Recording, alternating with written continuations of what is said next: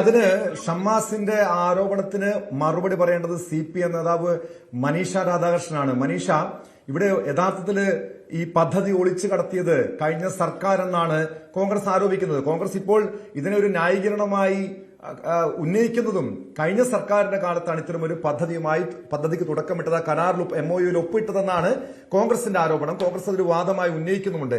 യഥാർത്ഥത്തിൽ PM ശ്രീ പദ്ധതി സംസ്ഥാന താല്പര്യങ്ങൾക്ക് വിരുദ്ധമെന്ന് ഇപ്പോൾ CPM പറയുന്നു. അങ്ങനെയെങ്കിൽ ഈ 2024 നിങ്ങളുടെ സർക്കാർ എന്തുകൊണ്ടാണ് ആ ധാരണാപത്രത്തിൽ ഒപ്പുവെച്ചത് മനീഷ?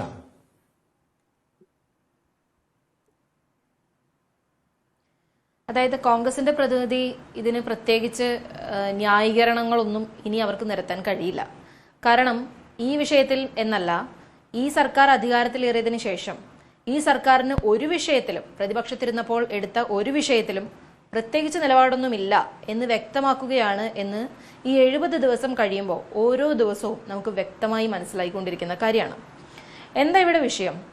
ഇടതുപക്ഷ സർക്കാർ PM ശ്രീ പദ്ധതി നടപ്പാക്കിയിട്ടില്ല എന്നും ഈ സർക്കാർ ഇടതുപക്ഷ സർക്കാർ ഒപ്പുവെച്ചത് ഒരു MOU മാത്രമായിരുന്നു എന്നും, MOU എന്ന് പറഞ്ഞാൽ മെമ്മോറാണ്ടം ഓഫ് അണ്ടർസ്റ്റാൻഡിംഗ്, ഒരു ധാരണാപത്രം മാത്രമായിരുന്നു എന്നും, PM ശ്രീ പദ്ധതി ഒരു ധാരണാപത്രം ഒപ്പുവെച്ചാൽ മാത്രം നടപ്പാവില്ല എന്നും, അത് കഴിഞ്ഞാൽ 3 ക്രൈറ്റീരിയാസ് വീണ്ടും ഫുൾഫിൽ ചെയ്യേണ്ടതുണ്ട് എന്നും, അതത് സർക്കാരുകൾ തെരഞ്ഞെടുക്കപ്പെട്ട സ്കൂളുകളുടെ ലിസ്റ്റ് കേന്ദ്ര സർക്കാരിന് നൽകണമെന്നും കേന്ദ്ര സർക്കാർ അത് അംഗീകരിക്കണമെന്നും, അതത് സർക്കാരുകൾ അവിടുത്തെ വിദ്യാഭ്യാസ വകുപ്പിന്റെ ഉന്നത ഉദ്യോഗസ്ഥർ ഏതൊക്കെ സ്കൂളുകളാണ് ഇതിൽ അർഹമാവുക എന്ന് പരിശോധിക്കണമെന്നും സ്കൂളുകൾ ഇൻസ്പെക്ട് ചെയ്യണമെന്നും ഒക്കെയുള്ള ക്രൈറ്റീരിയാസ് ഒക്കെ നിലനിൽക്കുമ്പോൾ തന്നെ സർക്കാർ ഒപ്പുവെച്ചിരുന്നത്, ഇടതുപക്ഷ സർക്കാർ ഒരു ധാരണാപത്രം മാത്രമായിരുന്നു ഒപ്പുവെച്ചിരുന്നതെന്നും അത് നമുക്ക് ലഭിക്കേണ്ട SSKയുടെ ഫണ്ട് ലഭിക്കുന്നതിന് വേണ്ടിയായിരുന്നുവെന്നും 20 ദിവസത്തിന് ശേഷം തന്നെ ഞങ്ങൾ ഈ കരാറിൽ നിന്നും പിന്മാറുന്നു എന്ന് കേന്ദ്ര സർക്കാരിനെ രേഖാമൂലം അറിയിച്ചിട്ടുണ്ട് എന്നും, PM ശ്രീ പദ്ധതിയുമായി ബന്ധപ്പെട്ട് ഇടതുപക്ഷ സർക്കാർ 1 രൂപ പോലും കൈപ്പറ്റിയിട്ടില്ല എന്നും, ഇതൊരു ധാരണാപത്രം മാത്രമായതുകൊണ്ട് തന്നെ എപ്പോൾ വേണമെങ്കിലും ഇടതുപക്ഷ സർക്കാരിനോ ഇനി വരുന്ന സർക്കാരിനോ ഈ കരാറിൽ നിന്നും പിന്മാറാനുള്ള എല്ലാ അധികാരവും ഉണ്ട് എന്നും ഇടതുപക്ഷ സർക്കാരും സർക്കാരിന്റെ പ്രതിനിധികളും പല തവണ പല വിധത്തിൽ വ്യക്തമാക്കിയിട്ടുള്ളതാണ്. പക്ഷെ അപ്പോ കഴിഞ്ഞ ഒക്ടോബർ മാസം മുഖ്യമന്ത്രി VD സതീശൻ ഏതാനും ദിവസങ്ങൾക്ക് സ്വീകരിച്ചത് 106 കോടി രൂപ കേന്ദ്രം അനുവദിച്ചു. അതിൽ 99 കോടി വാങ്ങി 1100 കോടി ഇനി കേന്ദ്രത്തിൽ നിന്നും കിട്ടാനുണ്ടെന്നാണ്. അതായത് കേരള സംസ്ഥാനത്തിന്റെ മുഖ്യമന്ത്രിയാണ് ഇതുമായി ബന്ധപ്പെട്ട കാര്യങ്ങൾ വിശദീകരിക്കുന്നത്. അപ്പോൾ ആര് പറയുന്നതാണ് ജനങ്ങൾ വിശ്വസിക്കേണ്ടത് മനീഷ? അത് തന്നെയാണ് എന്റെയും അത്ഭുതം. യഥാർത്ഥത്തിൽ അത് തന്നെയാണ് എന്റെയും അത്ഭുതം. ഒരു സർക്കാരിന്റെ തലവന്, ഒരു സർക്കാരിലെ, ഒരു കേരളത്തിലെ, ഒരു സംസ്ഥാനത്തെ ജനങ്ങളെ പ്രതിനിധാനം ചെയ്യുന്ന ഒരു വ്യക്തിക്ക് എങ്ങനെയാണ് ഇങ്ങനെ പച്ചക്കള്ളം മാധ്യമങ്ങളുടെയും പൊതുസമൂഹത്തിന്റെയൊക്കെ മുമ്പിൽ മുഖത്ത് നോക്കി പറയാൻ കഴിയാം? നോക്കൂ, VD സതീശൻ മുഖ്യമന്ത്രി നമ്മളോടൊക്കെ പറയാണ് 92 കോടി രൂപ PM ശ്രീ പദ്ധതിയുമായി ബന്ധപ്പെട്ട് സർക്കാർ വാങ്ങിക്കഴിഞ്ഞുവെന്ന്.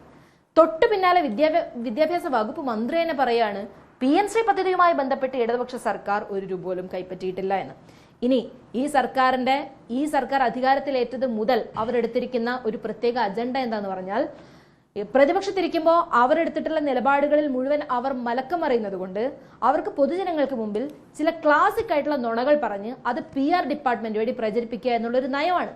ആ നയത്തിന്റെ ഭാഗമായിട്ടാണല്ലോ ഇപ്പൊ 2 MP-മാർ അവരുടെ പാർട്ടിയെ രക്ഷിക്കുന്നതിന് വേണ്ടി രാജ്യസഭയിൽ പോയി 2 ചോദ്യങ്ങൾ ചോദിച്ചു. അതിൽ ഒന്നാമത്തെ ചോദ്യം PM ശ്രീ പദ്ധതിയുമായി ബന്ധപ്പെട്ട് VD സതീശൻ മുഖ്യമന്ത്രി പറഞ്ഞതുപോലെ VD സതീശൻ മുഖ്യമന്ത്രിയുടെ വാദത്തെ സാധൂകരിക്കാൻ എന്തെങ്കിലും കിട്ടുമോ എന്ന് കരുതിക്കൊണ്ടാണ് ജെബി മേത്തർ MP രാജ്യസഭയിൽ ഒരു ചോദ്യം ചോദിച്ചു. PM ശ്രീയുമായി ബന്ധപ്പെട്ട് 1 രൂപയെങ്കിലും എത്ര രൂപയാണ് ഇടതുപക്ഷ സർക്കാർ വാങ്ങിയിട്ടുള്ളത് എന്ന്. അപ്പോൾ രാജ്യസഭയിൽ നിന്ന് ലഭിച്ച മറുപടി എന്താ? PM ശ്രീ പദ്ധതിയുമായി ബന്ധപ്പെട്ട് 1 രൂപ പോലും ഇടതുപക്ഷ സർക്കാർ വാങ്ങിയിട്ടില്ല എന്നാണ്. പിന്നെയും വീണ്ടും എന്തെങ്കിലും ഒരു അവസരം കിട്ടിയാൽ അവരുടെ സർക്കാരിനെ, അല്ലെങ്കിൽ VD സതീശൻ സർക്കാരിനെ, ആ സർക്കാർ മുന്നോട്ട് വെക്കുന്ന നുണകളെ സാധൂകരിക്കാൻ, അതിന് പൊതുജനങ്ങൾക്ക് മുമ്പിൽ രക്ഷപ്പെടാൻ എന്തെങ്കിലും കിട്ടുമെന്ന് വിചാരിച്ചുകൊണ്ടാണ് ഇന്ന് മറ്റൊരു MP രാജ്യസഭയിൽ മറ്റൊരു ചോദ്യം ചോദിക്കുന്നു. ഈ പദ്ധതിയിൽ നിന്നും ഞങ്ങൾക്ക് ഒരു കാരണവശാലും പിന്മാറാൻ കഴിയില്ലല്ലോ അല്ലേ? ഇത് ഇടതുപക്ഷ സർക്കാർ MOU ഒപ്പിട്ട് പോയതുകൊണ്ട് പുതിയതായി വന്ന സർക്കാരിന് ഇതിൽ നിന്ന് പിന്മാറാൻ കഴിയില്ലല്ലോ അല്ലേ എന്നാണ് രാജ്യസഭയിൽ ചോദിച്ചത്. അപ്പോൾ രാജ്യസഭയിൽ നിന്ന് കൊടുത്ത മറുപടി എന്താ? ഇതൊരു MOU മാത്രമാണ്. ഏത് നിമിഷം വേണമെങ്കിലും ഈ കരാറിൽ നിന്ന് പിന്മാറാനുള്ള അവകാശവും അധികാരവും അതത് സർക്കാരുകൾക്കുണ്ട്. ഒരു ക്ലോസ് മാത്രമാണ് പറഞ്ഞിട്ടുള്ളത്, PM ശ്രീയുമായി ബന്ധപ്പെട്ടിട്ടുള്ള ആനുകൂല്യം നിങ്ങൾക്ക് കിട്ടില്ല എന്ന്. അപ്പൊ ഈ സർക്കാരിന് എന്താ കഴിയാത്തത്? ഇടതുപക്ഷ സർക്കാരിന് എന്താ കഴിഞ്ഞത്? PM ശ്രീയുമായി ബന്ധപ്പെട്ട ഒരു ആനുകൂല്യം ഞങ്ങൾക്ക് വേണ്ട, ഞങ്ങൾ ഈ പദ്ധതിയുമായി മുന്നോട്ട് പോകാൻ തയ്യാറല്ല എന്ന് MOU 20 ദിവസത്തിനകം ഒരു കത്ത് കേന്ദ്രത്തിന് കണ്ടിട്ടാണ് പിന്നെ നിങ്ങൾ പോയി ഒപ്പിട്ടത്? എന്ത് പ്രതീക്ഷിച്ചിട്ടാണ് പോയി ഒപ്പിട്ടത്? ഇതൊക്കെ എത്ര തവണ വ്യക്തമാക്കിയിട്ടുള്ളതാണ്. ഏത് സാഹചര്യത്തിലാണ് ഇതിലൊരു MOU മനീഷ അതായത് അങ്ങനെയെങ്കിൽ ഈ വ്യവസ്ഥകളൊന്നും MOU ഒപ്പിടുന്നതിന് മുൻപ് ഈ വ്യവസ്ഥകളൊന്നും അന്നത്തെ മന്ത്രിമാർ അല്ലെങ്കിൽ CPM പരിശോധിച്ചിരുന്നില്ലേ?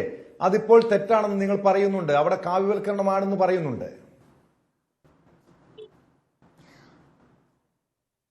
ടോം, അതിപ്പോഴല്ല തെറ്റാണ് എന്ന് പറയുന്നത്. ഈ MOU ഒപ്പിടുന്ന സാഹചര്യം എന്തായിരുന്നു? നമുക്ക് അർഹതപ്പെട്ടൊരു ഫണ്ട്, അത് SSKയുമായി ബന്ധപ്പെട്ട ഫണ്ടാണ്. SSKയുടെ ഫണ്ട് എന്താണ്? കേന്ദ്രത്തിൽ നിന്ന് ലഭിക്കേണ്ട ഏറ്റവും വലിയ ഫണ്ടാണ്. ഈ ഫണ്ടിൽ നിന്നാണ് ഏതാണ്ട് 7000 കോടി രൂപയോളം അധ്യാപകർക്ക് ശമ്പളം കൊടുക്കേണ്ടത്. ഈ ഫണ്ടിൽ നിന്നാണ് നമുക്ക് ഏതാണ്ട് മത്സ്യത്തൊഴിലാളി വിഭാഗത്തിൽപ്പെട്ട കുട്ടികൾക്ക്, SC/ST വിഭാഗത്തിൽപ്പെട്ട കുട്ടികൾക്കൊക്കെ അവരുടെ പഠനത്തിന് ആവശ്യമായിട്ടുള്ള കാര്യങ്ങൾ വിനിയോഗിക്കേണ്ടത് ഈ ഫണ്ടിൽ നിന്നാണ്. ഏതാണ്ട് 1,92,000 അധ്യാപകർക്ക് ട്രെയിനിങ് കൊടുക്കേണ്ടത് ഈ SSKയുടെ ഫണ്ടിൽ നിന്നാണ്. ഈ ഫണ്ട് നമുക്ക് ഓരോ സംസ്ഥാനങ്ങൾക്കും അവകാശപ്പെട്ട അവർക്ക് വിദ്യാഭ്യാസ നിയമപ്രകാരം ലഭിക്കേണ്ട ഫണ്ടാണ്.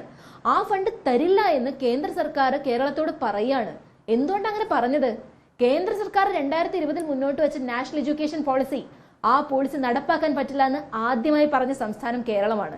അത് നടപ്പാക്കാൻ പറ്റില്ല എന്ന് പറഞ്ഞു എന്ന് മാത്രമല്ല, കേന്ദ്ര സർക്കാർ മുന്നോട്ട് വെച്ച നയങ്ങളെയൊക്കെ പൊളിക്കുന്നതിന് വേണ്ടി അതിന് ബദൽ നയങ്ങൾ ഈ സർക്കാർ കൊണ്ടുവന്നു.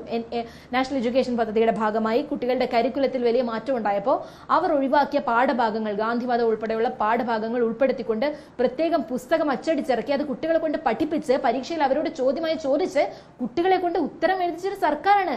അതിനുള്ള ചങ്കൂറ്റം കാണിച്ചൊരു സർക്കാരാണ്. അങ്ങനെ ഒരു സർക്കാർ ഇന്ത്യയിൽ ആദ്യമായി നിലപാടെടുത്തപ്പോൾ സ്വാഭാവികമായും കേന്ദ്ര ഗവൺമെന്റ് നമുക്ക് അർഹതപ്പെട്ട SSKയുടെ വിഹിതം തരാൻ കഴിയില്ല എന്ന് പറഞ്ഞു.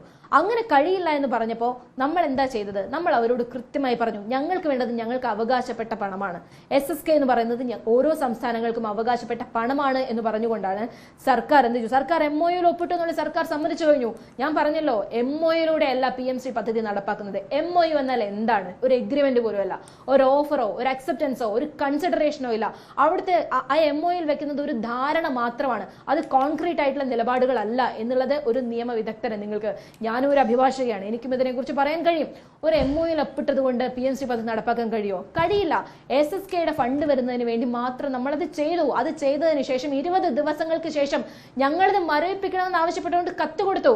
ഇപ്പോ UDFന്റെ പ്രതിനിധി, യൂത്ത് കോൺഗ്രസിന്റെ KSUവിന്റെ പ്രതിനിധി അത് എന്തുകൊണ്ടാണ് അന്ന് CPMന് മനീഷ അന്ന് CPMന് അത് മരവിപ്പിക്കേണ്ടി വന്നത്? നിങ്ങളുടെ ഘടകകക്ഷികൾ തന്നെ എതിർപ്പ് ഉന്നയിച്ചപ്പോഴാണ്, LDF തന്നെ എതിർപ്പ് ഉയർന്നപ്പോഴാണ്. എന്തായാലും മനീഷയിലേക്ക് എത്താം. കൂടുതൽ വാർത്തകൾക്ക് News 18 Keralam YouTube channel subscribe ചെയ്യുക.